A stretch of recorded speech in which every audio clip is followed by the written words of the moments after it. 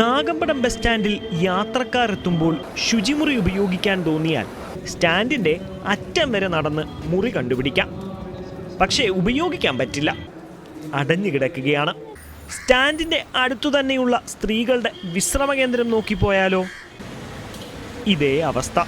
കോട്ടയം ജില്ലയുടെ വിവിധ ഭാഗങ്ങളിൽ നിന്ന് യാത്രക്കാരെത്തുന്ന സ്റ്റാൻഡിൽ പ്രവർത്തനയോഗ്യമായ ഒരു ശുചിമുറിയോ വിശ്രമ കേന്ദ്രമോ ഇല്ല.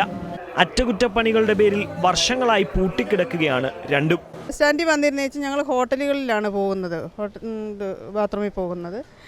അത് എപ്പോഴും അവർ സമ്മതിക്കണമെന്നില്ലല്ലോ. നമ്മൾ ചുമ്മാ അങ്ങോട്ട് കയറി ചെല്ലുമ്പോഴത്തേക്കിനും അവരായാലും ചോദിക്കും എന്തിനാ വന്നതെന്ന് ചോദിക്കുമ്പോൾ നമ്മൾ ബാത്റൂമിൽ പോകാനാ വരുന്നതെന്ന് പറയുമ്പോൾ അവർക്കൊരു ബുദ്ധിമുട്ട്. 2010 22 ലക്ഷം രൂപ ചെലവഴിച്ചു നിർമ്മിച്ച വനിതാ വിശ്രമ കേന്ദ്രം അടഞ്ഞുകിടക്കുന്നതുകൊണ്ട് യാത്രക്കിടയിൽ സ്ത്രീകൾക്ക് വിശ്രമിക്കാനോ അമ്മമാർക്ക് മുലയൂട്ടുവാനോ നിർവാഹമില്ല.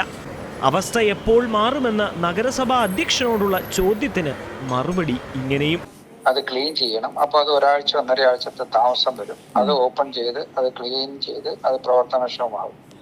തൽക്കാലത്തേക്ക് ആ കെട്ടിടത്തില് വനിതാകളായിട്ടുള്ളവർക്ക് അവിടെ കൂട്ടുകാരി എന്ന് പറയുന്ന ഒരു ടോയ്ലറ്റ് വനിതകൾക്ക് മാത്രം, അവിടെ സ്റ്റാഫ് ആയിട്ടുള്ളവർക്ക് വേണ്ടിയിട്ട് അവിടെ ആളെ വെച്ച് നമ്മൾ തുറന്നു പ്രവർത്തിക്കും. എന്നാൽ ഈ പദ്ധതിയെപ്പറ്റി ജീവനക്കാർ അറിഞ്ഞിട്ടില്ല. ശുചിമുറിയിൽ നേരത്തെ സ്ഥാപിച്ചിരുന്ന സാനിറ്ററി പാഡ് വെൻഡിംഗ് മെഷീൻ അടക്കം നശിച്ചുകൊണ്ടിരിക്കുകയാണ്. കംഫർട്ട് സ്റ്റേഷന്റെ സെപ്റ്റിക് ടാങ്ക് തകർന്ന് മലിനജലം സ്റ്റാൻഡിലേക്ക് ഒഴുകുന്നുമുണ്ട്. 2 വർഷമായി പൂട്ടിക്കിടക്കുന്ന ഒരു കംഫർട്ട് സ്റ്റേഷനാണ് നഗരമധ്യത്തിലെ പ്രധാന ബസ് സ്റ്റാൻഡിനുള്ളത്. വനിതാ വിശ്രമ കേന്ദ്രത്തിൻ്റെ ഗതിയും ഇതുതന്നെ.